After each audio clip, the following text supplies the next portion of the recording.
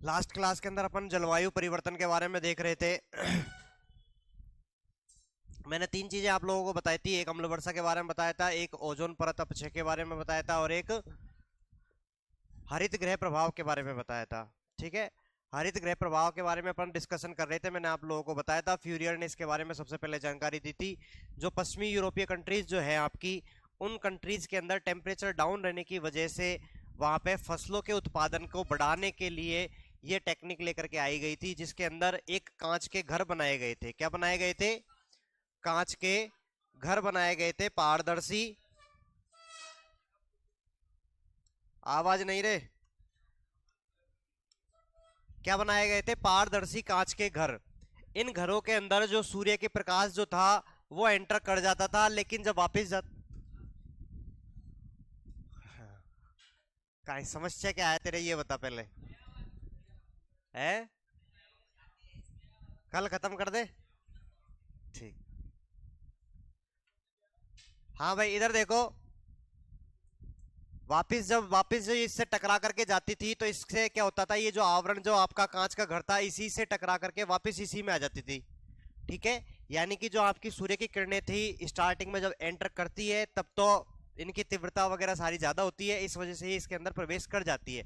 लेकिन जब धरती से टकराने के बाद जब वापस लौटती है, तो जो अवरक्त किरणें होती है वो इससे वापस टकरा करके जमीन पे नीचे आ जाता है। इस वजह से इसका टेम्परेचर बाहर के टेम्परेचर की बजाय थोड़ा सा इंक्रीज हो जाता है। इस वजह से फसलें वगैरह भी आसानी से पक जाती है, फसलों के उत्पादन में ये सहयोग करता था। अब कांच के ये घर जो थे, दूर से दिखने पे इनके अंदर पेड़, हरे भरे पेड़ रहा करते थे, इस वजह से ये हरे रंग के दिखाई देते थे। इसलिए इन्हें क्या कहा गया? हरित गृह प्रभाव कहा गया। ठीक है, ऐसा क्या, ऐसा ही कुछ ना कुछ अपन को पृथ्वी के ऊपर भी देखने को मिलता है। मैंने कल भी आप लोगों को बताया था कि जो पृथ्वी का वायुमंडल है, इस वायुमंडल में हरित गैस से पाई जाती है। जैसे कि उनमें आपको मैंने बताया था, CO2 है, मिथेन है। ठीक है, इसके अलावा मिथेन के अलावा अपन बात करते हैं, क्लोरोफ्लोरोकार्बन है, नाइट्रस ऑक्साइड है, जल वाष्प है, और ओजोन है। ये बहुत सारी गैसेज ऐसी होती है जो वातावरण के अंदर घूम रही होती है। इनकी वजह से क्या होता है, जो सूर्य से किरणें आती है, ठीक है, सूर्य से जो आने वाली किरणें हैं, ये पृथ्वी से टकरा करके जब वापस लौट रही होती है, तो जो कांच वाला काम ये कर रहा था, वो कांच वाला काम कौन कर रही है? ये ग्रीन हाउस गैसेज करती है, और अवरक्त किरणों को क्या कर लेती है? अवशोषित कर लेती है। इस वजह से धरती का टेम्परेचर थोड़ा सा इंक्रीज रहता है। ठीक है, यानी कि औसत मेंटेन बना रहता है। यानी कि कितना बना रहता है? पृथ्वी का एवरेज टेम्परेचर 15 डिग्री सेल्सियस। अगर ये गैसेज पृथ्वी के वायुमंडल में नहीं होती, तो पृथ्वी का टेम्परेचर कितना हो जाता? -18 डिग्री सेल्सियस हो जाता, जो कि जीने के लिए बेस्ट कंडीशन नहीं होती। ठीक है, अब लेकिन हो क्या रहा है कि जैसे जैसे ये टेम्परेचर जो अपन की बात कर रहे हैं, CO2 गैस वातावरण के अंदर बढ़ती जा रही है। ठीक है, जो ये ग्रीन हाउस गैसेज है, इनका उत्पादन ज्यादा मात्रा के अंदर हो रहा है, तो वायुमंडल में हर चीज एक संतुलित होती है। अगर जब तक संतुलन बना हुआ है तब तक सब कुछ बढ़िया है, कोई दिक्कत वाली बात नहीं है। लेकिन यदि संतुलन गड़बड़ाता है, तो संतुलन गड़बड़ाने की वजह से क्या हुआ? इनकी मात्रा बढ़ गई। जब इनकी मात्रा बढ़ेगी, तो इनसे टकरा करके जो पृथ्वी पे किरणें रुकेंगी वो भी ज्यादा हो जाएगी। अब वो ज्यादा हो जाएगी, तो इस वजह से पृथ्वी का जो एवरेज टेम्परेचर है, ये भी इंक्रीज होगा कि नहीं होगा? होगा। तो एवरेज टेम्परेचर जो पृथ्वी का है, जब ये इंक्रीज होता है, इसे ही क्या कहा जाता है? वैश्विक तापन या ग्लोबल वार्मिंग कहा जाता है। ठीक है, ग्लोबल वार्मिंग वर्ड सुना है ना आप लोगों ने? वैश्विक तापन को ही ग्लोबल वार्मिंग कहते हैं। और वो क्यों हो रहा है? ग्रीन हाउस गैसेज के बढ़ने की वजह से। ग्रीन हाउस गैसेज की बढ़ने से पृथ्वी का औसत तापमान बढ़ रहा है, जिसकी वजह से पृथ्वी का टेम्परेचर इंक्रीज हो गया। तो टोटल के टोटल बहुत सारी अपन को प्रॉब्लम देखने को मिल रही है। जैसे कि कौन कौन सी प्रॉब्लम देखने को मिल रही है बेटा, ग्रीन हाउस गैसेज बढ़ने की वजह से? है अपने क्या क्या समस्या आती है? नहीं, पेन की तो मैं पूछ बोला ही नहीं, तेरे से कुछ कहा मैंने पेन के लिए? मैं तो ऐसे पूछ रहा हूँ भाई, ग्रीन हाउस गैसेज बढ़ने की वजह से क्या समस्या आती है? हैं? वैश्वीकरण, ओजोन परत। तो जोर से बोल, खड़ा होकर के, आराम से खड़ा होकर जोर से बोल। जब पता नहीं है अपन को, तो फिर क्यों कर रहे हो बात? ठीक है, तो ग्लोबल वार्मिंग की वजह से कुछ अपन को समस्याएं होती है, जैसे कि कौन कौन सी, यानी कि आपका जो ग्लेशियर्स होते हैं, ठीक है, अगर टेम्परेचर इंक्रीज होगा तो क्या होगा, ग्लेशियर्स पिघलेंगे। ग्लेशियर्स पिघलने की वजह से क्या होगा, आपका समुद्र का जो जल स्तर है वो बढ़ेगा। समुद्र का जल स्तर बढ़ने से क्या होगा, उनके जो निकटवर्ती तटवर्ती क्षेत्र है वो क्या हो जाएंगे, जलमग्न हो जाएंगे। ठीक है, वो जलमग्न हो जाएंगे तो वहां की जो जैव विविधता है वो नष्ट हो जाएगी, हो जाएगी। ठीक है, तो एक चीज तो ये दिक्कत है ही है। इसके अलावा जलवायु में बहुत ज्यादा बड़े पैमाने पे चेंजेस देखने को मिलेंगे इस की वजह से। किसकी वजह से, जो टेम्परेचर इंक्रीज हुआ है पृथ्वी का, इस वजह से बहुत सारे एरिया की जलवायु चेंज हो जाएगी। यानी कि कहीं पे सूखा पड़ रहा है तो वहां पे बाढ़ जैसे हालात आ सकते हैं, कहीं पे बाढ़ हो रही है तो वहां पे हो सकता है सूखे वाली कंडीशन आ जाए। इस प्रकार से वहां की जलवायु में चेंजेस अपन को देखने को मिल सकते हैं। गर्मी बढ़ेगी, गर्मी बढ़ने की वजह से बीमारियां फैलेंगी, बहुत सारे ऐसे सूक्ष्म जीवाणु वगैरह पनपना स्टार्ट हो जाएंगे जो कि मानव के जीवन के लिए हानिकारक है। अपन देखते थे आज से पहले इतनी बीमारियां नहीं चला करती थी, आजकल अपन को बहुत छोटे मोटे जो वायरल हो गया, मेरे को बुखार आ गया, मेरे को खांसी हो गई, बहुत सारी चीजें देखने को मिलती है ना। क्यों मिलती है, क्योंकि जैसे जैसे टेम्परेचर बढ़ रहा है पृथ्वी के अंदर, देखो कोई ना कोई चीज को आप नष्ट करोगे, हो सकता है उसकी वजह से कोई चीज पनप जाए, और ऐसी चीज पनप जाए जो मानव के लिए हानिकारक हो। जैसे कोरोना आया, ठीक है, कोरोना पहले थोड़ी था, आ गया ना, लेकिन ऑटोमेटिकली आ गया ना। और आया तो कैसा आया सबको पता है। ठीक है, बहुत सारे लोगों के घर उजड़ गए, बहुत सारे लोगों के जीवन पूरा पूरा खत्म हो गया, बहुत सारे लोगों को पूरा बेरोजगारी आ गई, मतलब पैसा वैसा जितना जोड़ रखा था सारे का सारा खत्म हो गया। मास्टर जो होते बेचारे, प्राइवेट टीचर्स जो हैं, उनके तो पूरा धंधा रोजी रोटी छिन गया था बिल्कुल, पूरा लॉकडाउन पीरियड के अंदर। भाई गवर्नमेंट के जो एम्प्लॉय है उनको तो कोई दिक्कत नहीं हुई, लेकिन जो गवर्नमेंट नहीं है, यानी कि प्राइवेट सेक्टर में जो स्कूलों के अंदर पढ़ाने वाले मास्टर्स थे, उनकी तो दिक्कत होगी ना। पूरी जमा कुछ ही पूंजी तो सारी खत्म हो गई, और मजदूर वर्ग जो डेली बेसिस पे कमा करके खाता है, जिंदा रहता है, उसके आगे समस्या आ गई। तो बहुत सारी समस्याएं आ सकती है, किस वजह से, आप लोग पर्यावरण में छेड़छाड़ करोगे इस वजह से। ठीक है ना, मैं वैश्विक तापमान को नहीं लिखवा रहा हूँ, आप कॉमन सी बातें हैं, सारी चीजें लिख सकते हो ना। ठीक है ना, बाकी मैंने ग्रीन, इसके अंदर से जो क्वेश्चन बनता है वो ग्रीन हाउस गैसेज से बनता है। ग्रीन हाउस गैसेज कौन कौन सी है, निम्नलिखित में से आप लोग बताइए। तो ये सारी जितनी भी गैसेज है ये आप लोगों को याद रखनी है। ठीक है ना, CO2 याद रखोगे, मिथेन याद रख लोगे, CFC, N2O, जलवाष्प और ओजोन, ये 6 गैसेज आप लोग याद रखो हमेशा दिमाग के अंदर। ग्रीन हाउस गैसेज, इसके अलावा अगर कोई आती है तो उसको कैंसिल कर दो। ठीक है, ये सारी गैसेज क्या है, ग्रीन हाउस गैसेज में आती है। ठीक है, क्लियर है। अब अपन बात कर रहे हैं कि पृथ्वी का जो टेम्परेचर है वो इंक्रीज हो रहा है, कितना इंक्रीज हो गया, तो लगभग अपन बात करें तो 1900 के बाद, मतलब 1900 के बाद जो 100 साल का जो टाइम ड्यूरेशन था, इस टाइम ड्यूरेशन के लगभग में 1 डिग्री सेल्सियस तापमान बढ़ गया पृथ्वी का। कितना बढ़ गया, 1 डिग्री। वैसे अगर एग्जैक्ट बात करी जाए, एग्जैक्ट तो कुछ पता नहीं होता है, ठीक है, लेकिन अप्रोक्सीमेट में चलता है 0.78 प्लस माइनस का 17 डिग्री सेल्सियस। ठीक है, 0.78 तो इंक्रीज हुआ, प्लस माइनस 17 ऊपर नीचे हो सकता है इसमें। इतना टेम्परेचर इंक्रीज हो गया पिछली 1 शताब्दी में, और ये तो पूरा 1 शताब्दी के अंदर इंक्रीज हुआ। लेकिन जिस गति से मानव प्रदूषण फैला रहा है, मानव विकास के लिए तरफ जा रहा है, कार्बन उत्सर्जन जो कर रहा है, ग्रीन हाउस गैसेज जो उत्सर्जन कर रहा है, उससे ऐसा लग रहा है कि आने वाले 20-30 साल के अंदर ही पृथ्वी का टेम्परेचर 1-2 डिग्री और इंक्रीज हो सकता है। ठीक है, तो ये बहुत ज्यादा नुकसान वाली बात है। ठीक है, इसको कंट्रोल करना जरूरी है। ठीक है, अब अपन थोड़ा सा आज एक नया टॉपिक के बारे में डिस्कशन कर लेते हैं। नया टॉपिक है आपके पर्यावरणीय आंदोलन। पर्यावरणीय आंदोलन।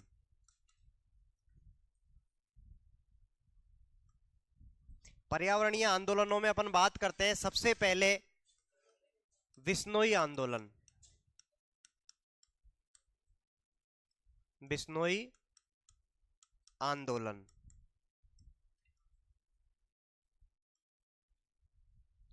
देखो बिश्नोई आंदोलन पढ़ने से पहले अपन को बिश्नोई के बारे में जानना जरूरी है। बिश्नोई क्या है, एक संप्रदाय है। बिश्नोई क्या है, अरे भाई इधर देख लो, बिश्नोई एक संप्रदाय है। ठीक है, क्या है ये, यह एक बिश्नोई एक संप्रदाय है। बिश्नोई एक संप्रदाय है। बिश्नोई धर्म के संस्थापक कौन है? बिश्नोई संप्रदाय के संस्थापक, संप्रदाय के संस्थापक नाम क्या आता है? जंबेश्वर जी महाराज। जंबेश्वर जी, या इन्हें ही जाम्बोजी महाराज भी कहा जाता है। क्या कहा जाता है? जाम्बोजी महाराज। इनका जो जन्म होता है जंबेश्वर जी का, कब होता है? 1451 ईस्वी में होता है। कब होता है? 1451 ईस्वी में होता है। कहां पे होता है? कहां होता है? पीपासर नागौर में होता है। किनका जन्म होता है? जाम्बोजी का। ठीक है, इनकी प्रधान पीठ आपसे पूछ ले कहां पे है? हैं? प्रधान पीठ कहां पे है?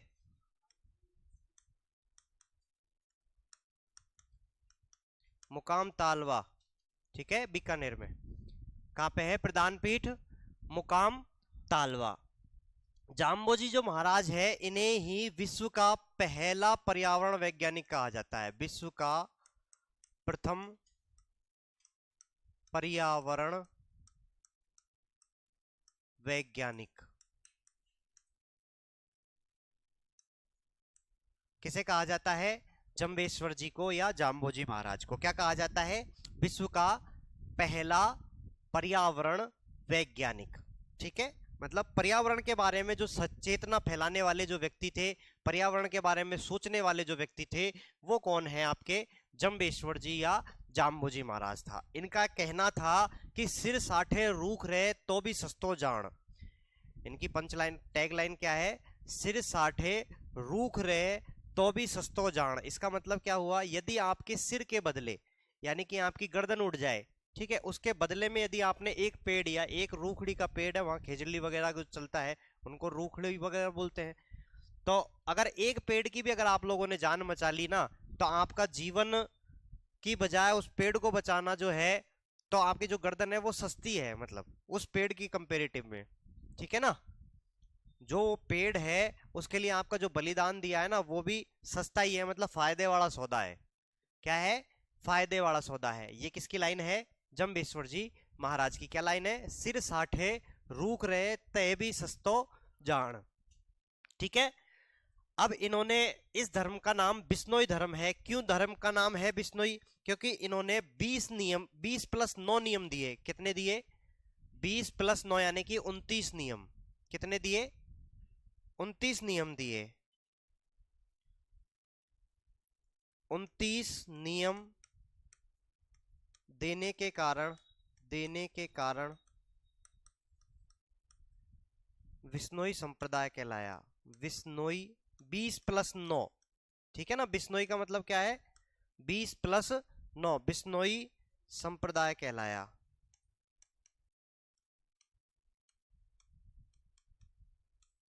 अब जिनके गुरु अगर ऐसी बात बोले कि सिर साठे रूख रहे तय भी सस्तो जान, तो लोग बाग पर्यावरण के प्रति जागरूक होंगे कि नहीं होंगे? इनके संप्रदाय के अंदर खेजड़ी वृक्ष की पूजा की जाती है। ठीक है, किसकी पूजा की जाती है? खेजड़ी के वृक्ष की पूजा की जाती है। क्यों की गई वो भी मैं आपको बता दूंगा, लेकिन बहुत ज्यादा पवित्र माना जाता है। ठीक है ना? खेजड़ी मतलब पेड़ वगैरह जो है, या कोई भी वन्य जीव है, जैसे देखा सलमान खान को निपटा दिया एक हिरण के चक्कर में, निपटा दिया ना? किन्होंने निपटाया? बिश्नोइयों ने तो निपटाया है। मतलब वो पर्यावरण के प्रति बहुत ज्यादा संवेदनशील होते हैं। अभी लॉरेंस बिश्नोई भी धमकी देता है ना? क्यों देता है? कि सलमान खान ने माफी नहीं मांगी, माफी मांगेगा तो छोड़ो, ने जिंदा मार दूंगा। ठीक है ना? तो वो भी बिश्नोई है। ठीक है, बिश्नोई धर्म का है। तो क्यों है? क्योंकि ये भी थोड़े से पर्यावरण के प्रति बहुत ज्यादा जागरूक थे। कौन? जाम्बोजी महाराज। तो इनके शिष्य भी उतने ही जागरूक होंगे। इसी वजह से जोधपुर के अंदर एक घटना घटित होती है, खेजड़ली गांव के अंदर। कहां पे घटित होती है? खेजड़ली गांव, या खेजड़ी गांव भी बोल दिया जाता है। खेजड़ी या खेजड़ली गांव कहां पड़ता है? जोधपुर के अंदर पड़ता है। कब की घटना है? 1730 की घटना है। कब की घटना है? 1730 की घटना है, जोधपुर के उस समय पे जो राजा हुआ करते थे वो कौन थे? अभय सिंह जी थे। कौन थे? अभय सिंह जी। अभय सिंह जी को एक महल बनवाना था, उसके अंदर लकड़ियों की आवश्यकता थी। किसकी आवश्यकता थी? लकड़ियों की। तो उन्होंने अपने एक मंत्री था, उसका नाम था गिरधारी लाल। गिरधारी लाल को भेजा कि यार जाकर के मार्केट से लकड़ी वगैरह लेकर के आओ, जंगलों से काट करके पेड़ों पौधों को। ये चले गए जोधपुर में खेजड़ली गांव के वहां पे लकड़ी काटने के लिए। वहां पे अमृता देवी बिश्नोई नाम की एक महिला थी, जो कि इनका इस बात का विरोध करती है कि भैया हम पेड़ों को नहीं काटने देंगे। लेकिन वो नहीं मानता है जो गिरधारी लाल था कि भाई महाराज का हुक्म है, महाराज ने कहा है कि भाई लकड़ी तो लानी है। तो थोड़ा सा वहां पे मामला गरमाता है। मामला गरमाता है तो वहां के जितने भी गांव वाले जो थे वो सब के सब पेड़ पौधों से चिपक जाते हैं। ठीक है, पेड़ पौधों से चिपक जाते हैं, फिर भी जो गिरधारी लाल था वो ऑर्डर पास कर देता है कि नहीं आप तो काट डालो। ठीक है, तो 393 लोगों ने उस समय पे अपने प्राणों की बलि दे दी। किस वजह से? पेड़ पौधों की रक्षा करने के लिए। ठीक है, किस लिए दे दी? पेड़ पौधों की रक्षा करने के लिए। कितने लोगों ने? 393। ठीक है, 393, 393 लोगों ने। 363, हाँ अरे हाँ 363 है। ठीक है, 363 लोगों ने क्या दे दी? अपने प्राणों की आहुति दे दी। उनमें से 94 महिलाएं थी। कितनी महिलाएं थी? 94 महिलाएं थी। और अमृता देवी जो बिश्नोई थी उसके भी खुद के छोटे जो बच्चे थे वो भी इसके अंदर शामिल थे। ठीक है, मतलब छोटे छोटे बच्चों ने भी इसके अंदर क्या दिया है? बलिदान दिया है। इसलिए बहुत अपने देखा जाए इतिहास के अंदर पेड़ पौधों के लिए जान देने वाला एक पहला अगर कोई आंदोलन है तो वो कौन सा है? बिश्नोई आंदोलन है। भारत के बहुत सारे लोग बोल देते हैं कि चिपको आंदोलन, चिपको आंदोलन। तो चिपको आंदोलन अलग है, लेकिन राजस्थान का चिपको आंदोलन इसको कह सकते हो। ठीक है, चिपको आंदोलन उत्तराखंड का है, वो भी अपन पढ़ेंगे। लेकिन उससे भी भयानक, वहां पे तो बलिदान नहीं हुआ, यहाँ पे तो बलिदान हो गया है। यहाँ पे तो लोग बागों को तो मार दिया गया है। वहां पे तो वो चिपके ही थे बचाने के लिए, लेकिन यहाँ पे तो चिपक करके मर भी गए। ठीक है, इसीलिए इसे राजस्थान का चिपको आंदोलन भी कहा जाता है। कौन से आंदोलन को? बिश्नोई आंदोलन को। ठीक है, इसमें और आगे बातें मैं लिखवा देता हूं। खेजड़ली गांव की घटना है ना, खेजड़ली घटना, खेजड़ली या खेजड़ी घटना।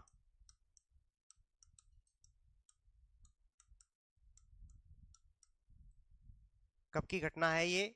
1730। नेतृत्वकर्ता कौन था? पहले तो महाराजा बता देता हूं, जोधपुर का महाराजा। जोधपुर, जोधपुर के महाराजा कौन है? अभय सिंह। अभय सिंह के बारे में जानते हो कि कौन है ये? हैं? नहीं जानते? आपने नाम सुना है दुर्गादास राठौड़? सुना है? दुर्गादास राठौड़ सुना है क्या? दुर्गादास राठौड़ ने, जोधपुर का एक राजा था, ठीक है, बच्चा सा था, उसी को पाल करके बड़ा किया था। उनका नाम आता है अजीत सिंह। क्या नाम आता है? अजीत सिंह। बाद में अजीत सिंह ने दुर्गादास राठौड़ को भी निकाल दिया था, वो अलग बात है। अजीत सिंह, अजीत सिंह के पापा का नाम अगर आप लोगों ने सुना हो तो जसवंत सिंह।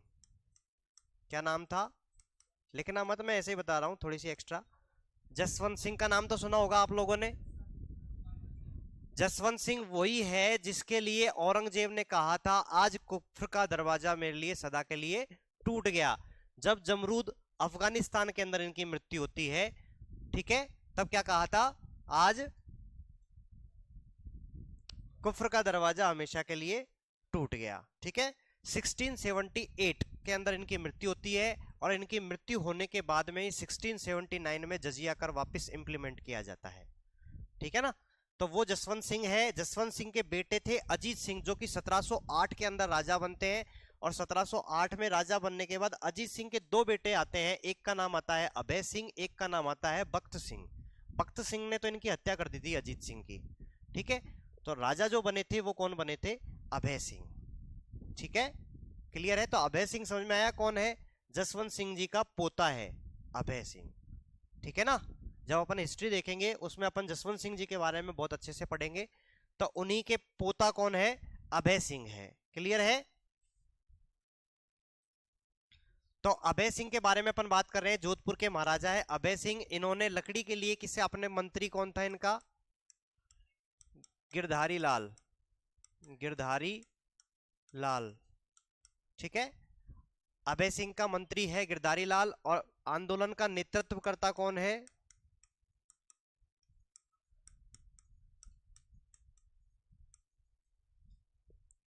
नेतृत्व करता कौन है? अमृता देवी। भाई मैं डायरेक्ट फैक्ट लिखा रहा हूँ, पूरी बातें नहीं लिखा रहा हूँ भाई लकड़ी के लिए चिपक गए वो कर गए, वो नहीं लिखवा रहा हूँ, ठीक है ना। जो है आप सबको पता है सारी बातें, सिर्फ नाम वगैरह कौन क्या था वो ही याद रखना होता है। अमृता देवी बिश्नोई। ठीक है, कितने लोगों ने बलिदान हुआ, शहीद कितने लोग हो गए? 363। ठीक है, इनमें से 94 महिलाएं थी। 94 क्या थी? महिलाएं थी। आंदोलन का नेतृत्व करता कौन थी? अमृता देवी बिश्नोई। इस घटना के बाद में, ठीक है, जब ये घटना घटित हुई थी, भाद्रपद शुक्ल दशमी की बात है। इसके बाद से भाद्रपद शुक्ल दशमी के दिन हमेशा इस गांव के अंदर एक वृक्ष मेले का आयोजन किया जाता है। किसका आयोजन किया जाता है? एक वृक्ष मेले का आयोजन किया जाता है, जो कि विश्व का एकमात्र वृक्ष मेला है। विश्व में मनाया जाने वाला एकमात्र वृक्ष मेला कौन सा है? खेजड़ली वृक्ष मेला। ठीक है, कब मनाया जाता है? भाद्रपद शुक्ल दशमी, जो तेजा दशमी जो जिस दिन होती है, ठीक है, उस दिन मनाया जाता है। ठीक है, भाद्रपद शुक्ल दशमी। खेजड़ी एक बेटा पेड़ है, नाम है। अगर आप इधर की तरफ पश्चिमी राजस्थान में जाओगे वहां पे मिलता है। ठीक है, ऐसे मरो रेगिस्तान से में उगता है, खूब अच्छा सा झाड़ी टाइप का सा रहता है, उसके नीचे छाया रहती है, खूब बढ़िया, कोई दिक्कत वाली बात नहीं है। ठीक है ना। अरे गूगल पे सर्च करके देख लेना आराम से, उसमें इमेज आ जाएगी, पता लग जाएगा कैसा है। ठीक है, अपने पूर्वी राजस्थान में कम मिलता है देखने को, पश्चिमी राजस्थान में ज्यादा देखने को मिलता है। अरे आवाजें क्यों कर रहे हो भाई, क्या हो गया है? अरे वो राजस्थान का है ही नहीं, कैसे जानेगा खेजड़ी का वृक्ष? तो तुम क्यों बावड़ रहे हो? तुम जानते हो तो इसका मतलब हर कोई जानना जरूरी थोड़ी है? एक बार क्या होता है, ऐसे ही जैसे तुम लोग कर रहे हो ना, वैसे ये घटना और आती है अकबर के टाइम की। ठीक है, अकबर का सबसे भरोसेमंद आदमी कौन था? मान सिंह था। ठीक है, मान सिंह था ना। एक और था, बीकानेर का जो शासक था राय सिंह। ठीक है, बीकानेर का शासक था राय सिंह, वो भी अच्छा खासा भरोसेमंद था, लेकिन अकबर का जितना भरोसेमंद मान सिंह था, उतना भरोसेमंद राय सिंह जहांगीर का था। मतलब अकबर जितना भरोसा मान सिंह पे करता था, जहांगीर उतना भरोसा किस पे करता था? राय सिंह पे। तो राय सिंह जी के बारे में घटना है, वो साउथ साइड में जाते हैं। कहाँ जाते हैं? साउथ साइड में जाते हैं। वहां पे उनको, अब बीकानेर के अंदर तो ऐसे छोटे मोटे रूख टाइप के, रूखड़ी वगैरह के ऐसे बहुत सारे पेड़ मिलते हैं ना। और राय सिंह जी थोड़े कवि टाइप के आदमी। ठीक है, वो जब वहां पे साउथ साइड में जाते हैं, तो वहां पे उनको जो रेगिस्तान के अंदर पाया जाता है, फॉग नाम अगर आप लोगों ने सुना हो, फॉग पेड़ आता है एक, फॉग। नहीं सुना किसी ने भी? फॉग को पेड़ कौन देखो, एक, अरे फॉग,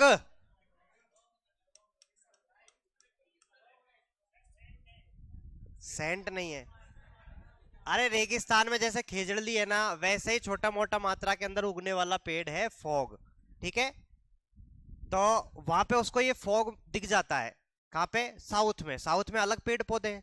ठीक है, वहां पे गलती से ये एक पेड़ उगा हुआ वहां पे। ठीक है, तो उसी के लिए दो लाइन बोल देते हैं, कौन? राय सिंह जी। क्या बोलते हैं लाइन? याद है क्या किसी को? नहीं पता? फॉग का ही नहीं पता, लाइन का कहां से पता होगा है? इसके लिए बोलते हैं तू से देसी रूखड़ो। तू से देसी रूखड़ो मतलब तू देसी रूख है। मतलब देसी मतलब जो आदमी राजस्थान, पहले, आज तो भारत देश है, पहले सब अपने अपने मातृभूमि को अपना देश मानते थे, तो बीकानेर वालों के लिए अपना देश वो हो गया। तो तू से देसी रूखड़ो, मतलब देसी पेड़ है तू तो हमारे गांव का, ठीक है। तू से देसी रूखड़ा, मैं परदेसी लोग, हम परदेसी लोग हैं भाई, हमारा तो काम क्या है, आज इधर है कल उधर, अकबर जहां जहां भेजेगा वहां वहां पे, ठीक है। तू से देसी रूखड़ो मैं परदेसी लोग, माने अकबर तेड़िया, मतलब हमको तो अकबर ने भेज दिया, भगा दिया कि भाई इधर जाओ उधर जाओ फलाना जगह जाओ, वहां पे जाकर के लड़ाई करो उधर करो, ठीक है। पर तू क्यों आयो भोग, तू से देसी रूखड़ो मैं परदेसी लोग, माने अकबर तेगड़िया, तू क्यों आयो भोग। ये उसी समय पे उन्होंने तुरंत ही बोल दिया था। तो वही बड़ा हाल है वहां पे, दक्षिण भारत में भी ऐसे ही पेड़, यहाँ के अलग है वहां के अलग है, तो ऐसे ये जहां रहता है वहां के अलग पेड़ है, वहां के पेड़ के बारे में ये पूछेगा तेरे को नहीं पता होगा, ठीक है ना। तो वो वाली बात है। तो आंदोलन का नेतृत्व करता अमृता देवी बिश्नोई है, शहीद 363 है, 94 महिलाएं, विश्व का एकमात्र वृक्ष मेला, विश्व का एकमात्र वृक्ष मेला कहां आयोजित होता है, खेजड़ली गांव में। कहां होता है, खेजड़ली गांव। कहां पड़ता है ये, जोधपुर के अंदर पड़ता है। कहां पड़ता है, जोधपुर के अंदर पड़ता है। कब मनाया जाता है, भाद्रपद, भाद्रपद शुक्ल दशमी, भाद्रपद शुक्ल दशमी के दिन मनाया जाता है, ठीक है ना। अमृता देवी बिश्नोई की याद में, ठीक है। ये घटना तो कब की थी, 1730 की घटना थी। कब की घटना थी ये, 1730 की। लेकिन भारत सरकार ने 1994 के अंदर एक पुरस्कार, जो पर्यावरण के लिए अच्छा काम करते हैं उनके लिए एक पुरस्कार की घोषणा की गई, ठीक है। अमृता देवी बिश्नोई पुरस्कार, जो पर्यावरण में उत्कृष्ट कार्य करते हैं उन लोगों को प्रोत्साहित करने के लिए, उनको बढ़ावा देने के लिए एक पुरस्कार की घोषणा की गई थी। कब की गई थी, 1994 के अंदर। उसका नाम क्या है, अमृता देवी पुरस्कार, अमृता देवी बिश्नोई पुरस्कार, ठीक है। अमृता देवी बिश्नोई पुरस्कार प्राप्त करने वाले जो पहले व्यक्ति थे, गंगाराम बिश्नोई है। कौन है, गंगाराम बिश्नोई है। वो वाली फैक्ट भी आप लोग लिख सकते हो। यही लिखा दूं या अगले पेज, ठीक है। हाँ ये ठीक दिख रहा है क्या पीछे, हाँ।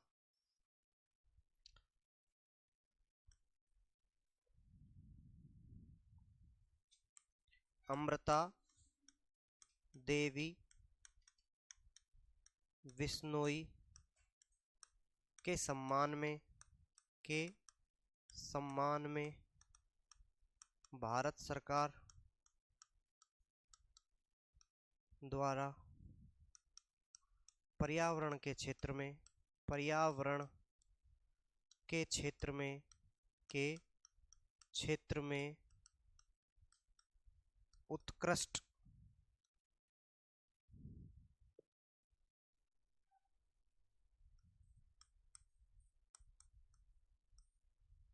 उत्कृष्ट कार्य करने वालों को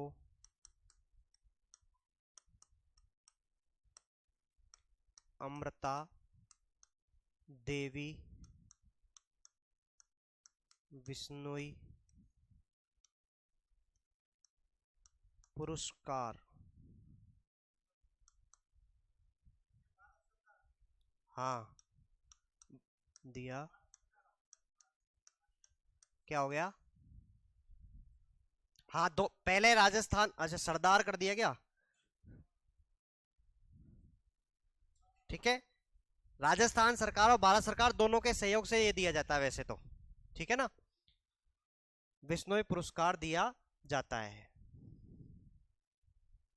दोबारा लिख देता हूं, लोग दोनों ही गड़बड़ हो रहे हैं ये। भारत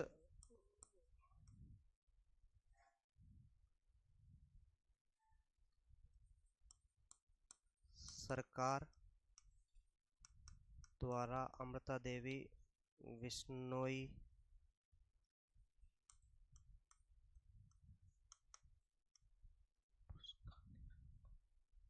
ठीक है ना। पहला पुरस्कार जिसे मिला था वो था गंगाराम बिश्नोई, ठीक है। यहां पे लिख दूं क्या?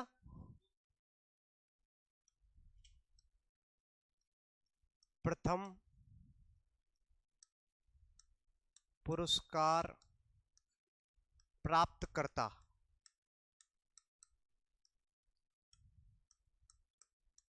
गंगाराम बिश्नोई। इनको भी मरने के बाद मिला था, ठीक है ना?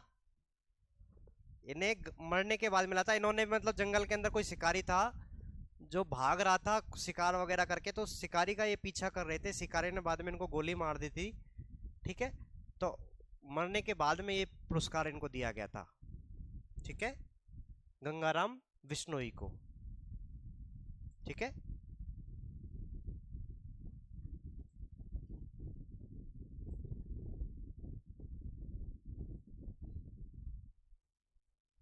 ये पीछे वाला लिख लिया था क्या? लिख लो एक बार।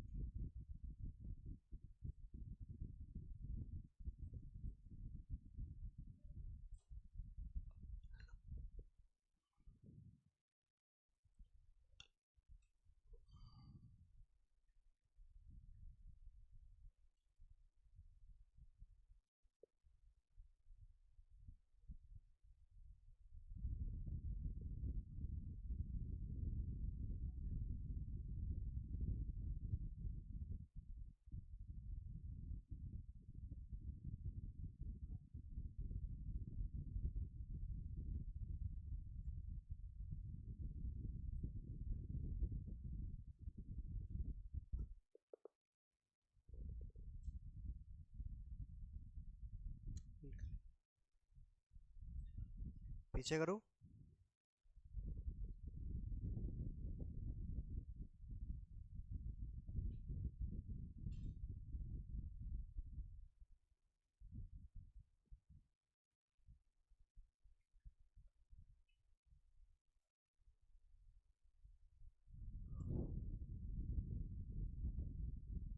लिख लिया?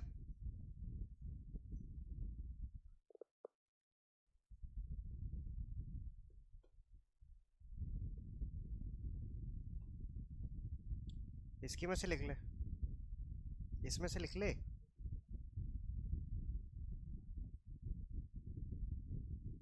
तूने तो लिख लिया था ना?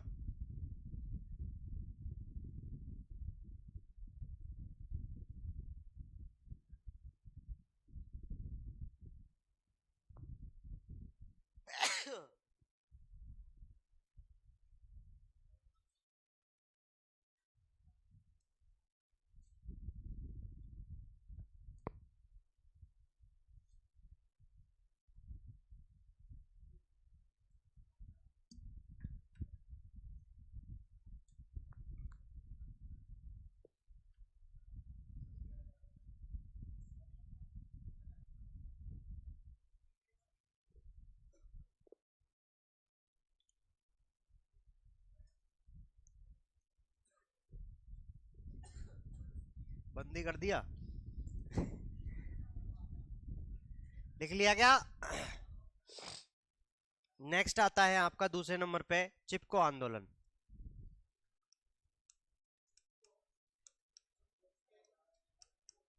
इसको लिखने से पहले एक लाइन ऊपर वाले आंदोलन में लिख सकते हो, इसे राजस्थान का चिपको आंदोलन भी कहा जाता है, ठीक है? जो अभी पीछे पढ़ा है ना पढ़ने, उसके बारे में लिख लेना, इसे राजस्थान का चिपको आंदोलन भी कहा जाता है, ठीक है? मैं इधर भी लिख देता हूं, यहां पे लिख देता हूं, इसे राजस्थान का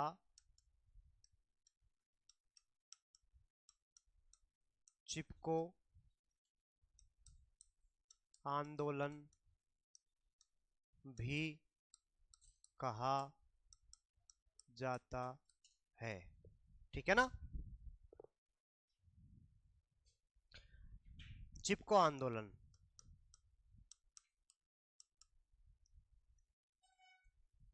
इधर देखो, चिपको आंदोलन के बारे में आपको बता देता हूं। पहली बात तो कब का आंदोलन है ये? तो ये है 1973 का है। कब का है? 1973 का है। अगर आपसे पूछ ले कौन सी जगह का है, स्थान यदि आपसे पूछ ले चिपको आंदोलन, तो चिमोली गांव, सॉरी गोपेश्वर गांव पड़ता है। कौन सा गांव है? गोपेश्वर गांव। गोपेश्वर गांव। एक तो गोपेश्वर गांव है, दूसरा गांव का नाम अगर आपसे पूछ ले तो एक है रैणी गांव। दो गांव है, गोपेश्वर गांव और रैणी गांव। कहाँ पड़ते हैं ये? चमोली जिले में पड़ते हैं। कौन से जिले में पड़ते हैं? चमोली जिला। और चमोली जिला कहाँ का है? तो उत्तराखंड का है। कहाँ का है? उत्तराखंड का है। ठीक है। गांव तो कौन सा है? गोपेश्वर गांव और रैणी गांव। जिला कौन सा है? चमोली। जगह कौन सी है? स्टेट कौन सा है? उत्तराखंड। हाँ भैया, क्या हुआ? कोई डाउट? तो ऐसे परेशान सा क्यों हो रहा है? ठीक है। ये थोड़ा सा यहां से क्वेश्चन पूछ लिया जाता है, स्थान याद रखना। कौन सा गांव है? गांव भी पूछ लिया जाता है, या तो गांव पूछ लेगा या जिला पूछ लेगा। तो जिला तो याद रखना है चमोली, गांव याद रखने दो गोपेश्वर और रैणी। गोपेश्वर गांव और रैणी गांव। जिला चमोली। स्टेट उत्तराखंड का है। कब का है? 1973 का आंदोलन है। अगर आपसे पूछ ले इसके प्रणेता कौन है, यानी कि इस आंदोलन को चलाने वाला व्यक्ति, ठीक है, कौन है प्रणेता? चंडी प्रसाद भट्ट। चंडी प्रसाद भट्ट। इसके प्रणेता कौन है? चंडी प्रसाद भट्ट। इसमें सहायक और कौन कौन है? तो इसके अंदर सहायक के अंदर आते हैं आपके, जो आप लोग बोल रहे हो, सुंदरलाल बहुगुणा। सुंदरलाल बहुगुणा। ठीक है। सुंदरलाल बहुगुणा इसमें सहायक थे, लेकिन इनका नाम थोड़ा बड़ा था, इसलिए सब लोग चिपको आंदोलन को इससे तुलना करने लग जाते हैं। ठीक है, सुंदरलाल बहुगुणा से। लेकिन इस आंदोलन का जो प्रणेता था वो तो कौन है? चंडी प्रसाद भट्ट है। एक फिर बाद में सहायक की भूमिका में कौन है? सुंदरलाल बहुगुणा। सुंदरलाल बहुगुणा का जो संबंध था टिहरी बांध आंदोलन में भी था। ठीक है, टिहरी जो बांध है आपका, टिहरी बांध, हाँ ये भी उत्तराखंड में ही है। टिहरी बांध आंदोलन में भी इनका महत्वपूर्ण योगदान था। किनका? सुंदरलाल बहुगुणा का। इसके अलावा एक गौरा देवी नाम की महिला और थी, गौरा देवी। इसे चिपको वुमेन के नाम से भी जाना जाता है। किस नाम से जाना जाता है? चिपको वुमन। ठीक है। तो थोड़ा सा ये चीज, तीन चार फैक्ट है चिपको आंदोलन के, ये चारों पांचों याद रखने हैं। पहली बात तो कब का है? 1973 का है। स्थान कब, कौन सी जगह है? गोपेश्वर गांव और रैणी गांव, चमोली जिला, उत्तराखंड। प्रणेता कौन है? चंडी प्रसाद भट्ट। सहायक कौन है? सुंदरलाल बहुगुणा और गौरा देवी। गौरा देवी को ही क्या कहा जाता है? चिपको वुमेन कहा जाता है। सुंदरलाल बहुगुणा का संबंध और किस आंदोलन से आता है? तो टिहरी बांध आंदोलन से इनका संबंध है। ठीक है, याद रहेगा। तो ये आपका क्या है? चिपको आंदोलन है। क्लियर है? लिखो। चलो, हाँ हाँ लिख रहा हूं, आराम से लिख लो, कोई दिक्कत नहीं।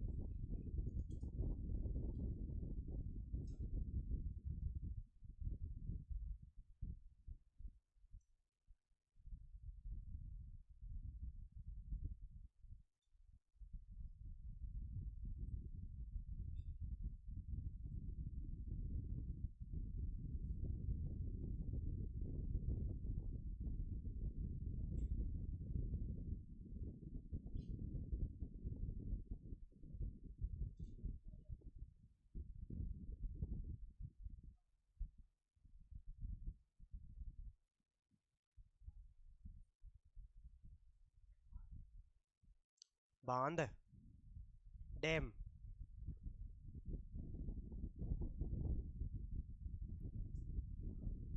लिख लिया। नेक्स्ट आता है आपका अपिक्को आंदोलन। कौन सा आंदोलन है?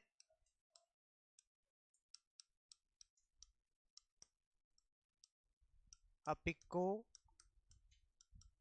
आंदोलन, ये कब का है? तो 1983, उसके 10 साल बाद का है 1983। इसे क्या कहा जाता है? दक्षिण भारत का चिपको आंदोलन। इसे क्या कहा जाता है? दक्षिण भारत का चिपको आंदोलन। स्थान की यदि बात करी जाए तो कर्नाटक के उत्तर कन्नड़ क्षेत्र में, उत्तर कन्नड़ क्षेत्र में। प्रणेता पूछ लिया जाए आपसे तो प्रणेता याद रखना श्री पांडुरंग हेगड़े। कौन है? श्री पांडुरंग हेगड़े। कहाँ का है ये? दक्षिण भारत का है, इसलिए इसे दक्षिण भारत का चिपको आंदोलन भी कहा जाता है। स्थान कर्नाटक की बात है, कर्नाटक के उत्तर कन्नड़ क्षेत्र में है। प्रणेता श्री पांडुरंग हेगड़े है। बचाओ बेलीसू मती बेलीसू, ये इसका नारा था, ठीक है, कन्नड़ भाषा के अंदर। ठीक है, बचाओ बढ़ाओ और कान में लाओ इसका मतलब है। कन्नड़ भाषा के अंदर नारा था, लेकिन उसका हिंदी में अर्थ क्या है? बचाओ बढ़ाओ और कान में लेकर के आओ।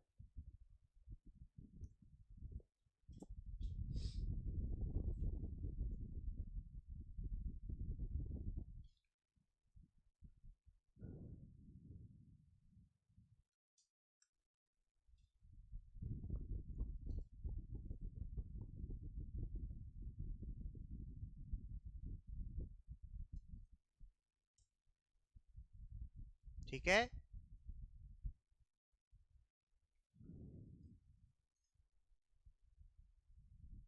लिख लिया गया?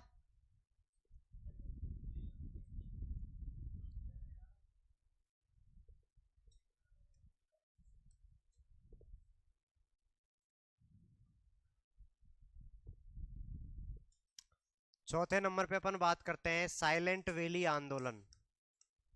साइलेंट वैली, अरे आवाज नहीं रे। साइलेंट वैली आंदोलन की बात अपन कर रहे हैं, इधर देखो। साइलेंट वैली का नाम आप लोगों ने पहले भी सुन रखा है, किसके लिए सुन रखा है? शांत घाटी तो इसी का नाम है। क्यों, कब बताया था मैंने? जैव विविधता जब मैंने आपको पढ़ाया था उस समय बताया था जैव विविधता हेतु फेमस है। ठीक है, तो यहाँ पे अपन बात करते हैं साइलेंट वैली के अंदर। तो यहाँ पे एक नदी निकलती है, नदी का नाम कौन सा है? एक नदी आती है, उस नदी का नाम है कुंती पूंछ नदी। कौन सी नदी है? कुंती पूंछ नदी। ठीक है, यहाँ पे इस नदी पे एक विद्युत परियोजना संचालित करने के लिए एक प्रस्ताव पारित किया था। विद्युत परियोजना, भारत सरकार एक विद्युत परियोजना लेकर के आई, कुंदेरमुख विद्युत परियोजना। नाम क्या था? कुंदेरमुख विद्युत परियोजना। कौन लेके आई ये? भारत सरकार लेके आई, लगभग 1978 के आसपास की बात है ये। ठीक है ना? तो फिर इस जो विद्युत परियोजना थी इसका विरोध हुआ। ठीक है, कि भाई यहाँ पे जो लोग हैं, नदियां, हमारे पानी सूख जाएगा, बहुत सारी जो जैव विविधता है वो नष्ट हो जाएगी। तो इस विद्युत परियोजना का विरोध जो हुआ था वही क्या है आपका? साइलेंट वैली आंदोलन है। बाद में विरोध शांत कर दिया गया, क्योंकि ये जो परियोजना थी ये ठंडे अवस्थे में चली गई। ठीक है, मतलब इस परियोजना को क्या कर दिया गया? रद्द कर दिया गया था। और बाद में साइलेंट वैली को नेशनल पार्क बना घोषित कर दिया गया। साइलेंट वैली को क्या कर दिया गया? साइलेंट वैली को राष्ट्रीय पार्क बना दिया गया 1984 में। कब बनाया? 1984 के अंदर बनाया गया। ठीक है, साइलेंट वैली को क्या बना दिया गया था? राष्ट्रीय पार्क बना दिया गया था। कहां की घटना है ये? केरल की है। कहां की है? केरल का है। साइलेंट वैली कहां पड़ता है? केरल के अंदर पड़ता है। ठीक है, यहाँ की केरल साहित्य परिषद जो थी उसने इस चीज का विरोध किया था। ठीक है, इसलिए मैंने यहाँ पे प्रणेता में किसी का नाम नहीं लिखवाया है, एक पूरी पूरी परिषद थी उसने इसका विरोध किया था। ठीक है, क्लियर है?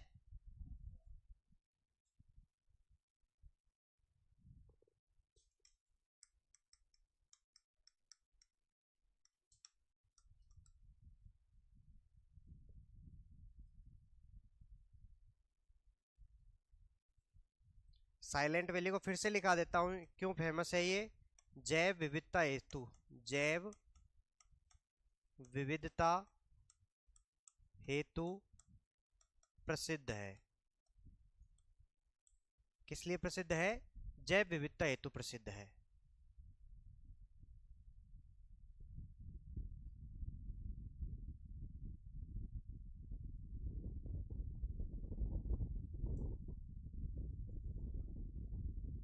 बायोडाइवर्सिटी लिख लिया।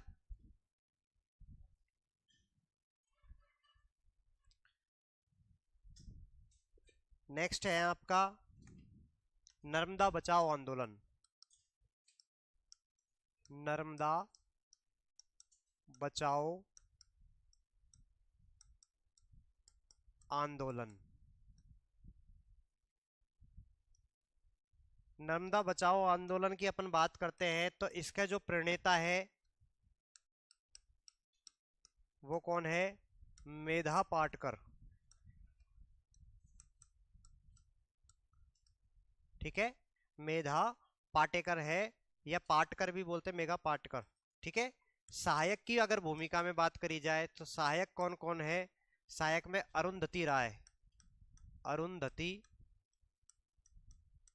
राय, बाबा आमटे, बाबा आमटे।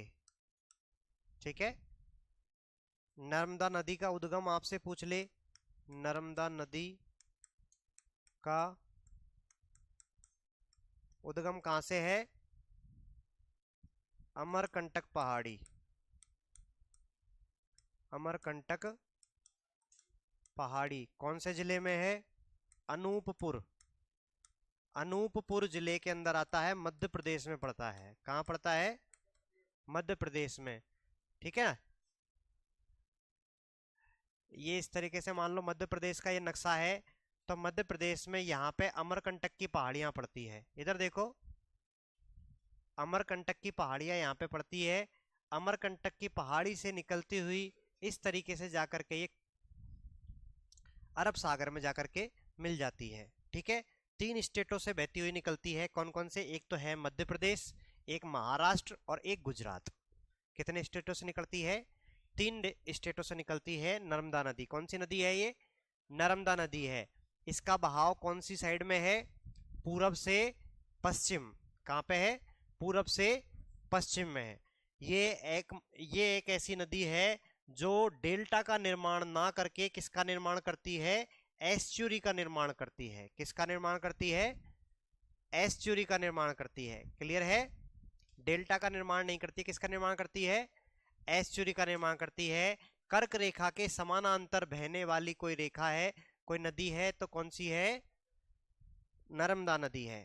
ठीक है, मध्य प्रदेश को 2 भागों में डिवाइड करने वाली, मध्य प्रदेश की गंगा के नाम से भी जाना जाता है। किसे? नर्मदा नदी को ही। ठीक है, नर्मदा नदी के ऊपर जो सबसे बड़ी परियोजना है, नर्मदा नदी के, ध्यान से सुनना क्वेश्चन को, नर्मदा नदी के ऊपर सबसे बड़ी परियोजना। ठीक है, अब इसके 2 क्वेश्चन है, 2 ही आंसर है। पहला क्वेश्चन है मध्य प्रदेश के अंदर और मध्य प्रदेश की सबसे बड़ी। ठीक है, नर्मदा नदी के ऊपर मध्य प्रदेश की सबसे बड़ी अगर पूछ ले, या आपसे पूछ ले नर्मदा नदी की सबसे बड़ी परियोजना, वो बाहर हो सकती है मध्य प्रदेश से भी। ठीक है, वो बाहर हो सकती है। 2 क्वेश्चन बने, एक तो मध्य प्रदेश के अंदर नर्मदा नदी की सबसे बड़ी परियोजना, एक क्वेश्चन बन सकता है नर्मदा नदी पे सबसे बड़ी परियोजना। तो मध्य प्रदेश के अंदर यदि पूछ ले तो नाम आता है इंदिरा सागर परियोजना, और अगर पूरी नर्मदा नदी की सबसे बड़ी परियोजना पूछ ली जाए तो सरदार सरोवर परियोजना। ठीक है, सरदार सरोवर 2017 के अंदर ही किसने उद्घाटन किया था?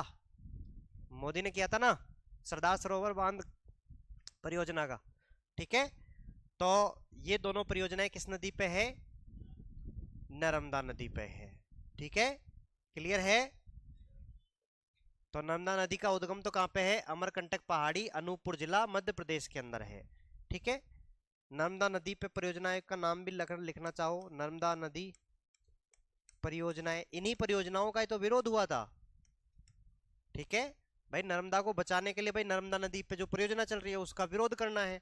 ठीक है, तो कौन कौन सी परियोजना है? जैसे कि अगर बात करी जाए, एक का नाम आता है इंदिरा सागर परियोजना। इंदिरा सागर परियोजना, ये मध्य प्रदेश की सबसे बड़ी परियोजना है नर्मदा नदी पे। ठीक है, मध्य प्रदेश की नर्मदा नदी पर सबसे बड़ी परियोजना, सबसे बड़ी परियोजना है। ठीक है, एक का नाम आता है सरदार सरोवर परियोजना। सरदार सरोवर परियोजना। सरदार सरोवर परियोजना में 3 स्टेट शामिल है। इसमें कितने स्टेट शामिल है? 3 स्टेट। कौन कौन से? एक तो मध्य प्रदेश, एक महाराष्ट्र और एक गुजरात। ठीक है ना, मध्य प्रदेश, महाराष्ट्र और गुजरात इसके अंदर शामिल है। किसमें? सरदार सरोवर परियोजना के अंदर। यह नर्मदा की सबसे बड़ी परियोजना है। नर्मदा नदी पर सबसे बड़ी परियोजना, सबसे बड़ी परियोजना है। ये क्या है? नर्मदा नदी पे सबसे बड़ी परियोजना है। इसके अलावा महेश्वर बांध, ओमकारेश्वर बांध, ये और भी बहुत सारी परियोजनाएं हैं। ठीक है, नर्मदा नदी पे तो बहुत सारी परियोजनाएं हैं, लेकिन इंपॉर्टेंट ये दोनों को आप लोग याद रख सकते हो। महेश्वर बांध परियोजना, ओमकारेश्वर परियोजना। ठीक है, इंदिरा सागर जो परियोजना है ये खंडवा जिले में पड़ती है। कहाँ पड़ती है? खंडवा जिले में पड़ती है। मध्य प्रदेश के अंदर 12 ज्योतिर्लिंगों में से 2 ज्योतिर्लिंग है। ठीक है, एक तो उज्जैन के अंदर है महाकाल, और एक ओमकारेश्वर। महाकालेश्वर और ओमकारेश्वर, ये दोनों कहाँ पे है? 12 ज्योतिर्लिंगों में से 2 ज्योतिर्लिंग मध्य प्रदेश के अंदर आते हैं। ठीक है, क्लियर है? एक तो क्षिप्रा नदी के तट पे है, जहाँ पे उज्जैन के अंदर, जहाँ पे कुंभ का मेला आयोजित किया जाता है, सिंहस्थ मेला का नाम से भी जाना जाता है। ठीक है, अभी और बाकी है। अरे अभी 5 मिनट है, 5 मिनट के आंदोलन है। लिख लिया? ये लिख लिया क्या?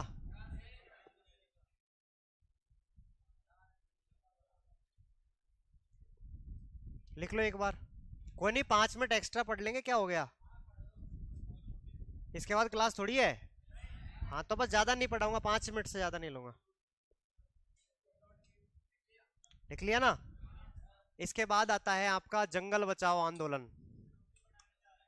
बेटा 5 मिनट में रोटी की भूख तेरे को लग रही है? तेरे को पता है, तेरे को पढ़ाने के लिए मैं यहाँ पे 120 किलोमीटर दूर से आया हूँ, और सुबह से मैं भी भूखा हूँ। मेरे ससुराल से आया हूँ, और कहाँ से आया हूँ? ठीक है, जंगल बचाओ परियोजना।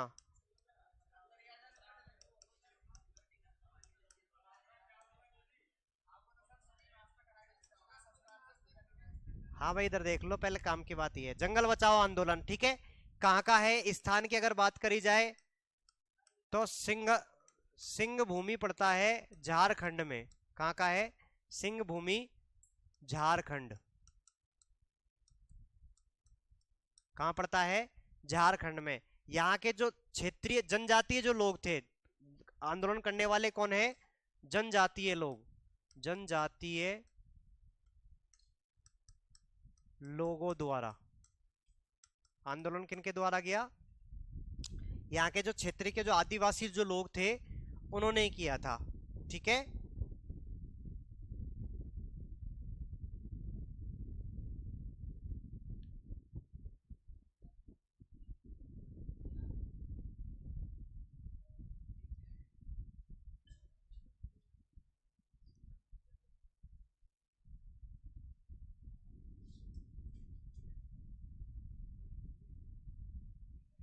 अरे एक सेकंड भैया।